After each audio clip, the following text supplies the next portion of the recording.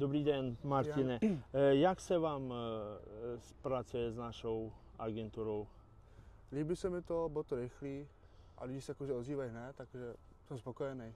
Jo, bylo snadno najít práci přes nás? Ano, bylo to rychlý, kamarád vás jako doporučil, tak jsem rychle zavolal, bylo to rychlý fakt, no. Jo. Co se vám nejvíc líbí v spolupráci v naší společnosti? No, jakože rychlá komunikace, když někomu jakože něco potřebuji, že hnedka, že to vyřešíme, rychlý nástup do práce. Co byste mohli říct o práci v téhle společnosti tady? Je to těžký, je to lehký, spolehlivý? Záleží na jaké pozici jste, takže bych řekl takový průměrně, no. A jak se s váma komunikuje s koordinátorem a tak dále?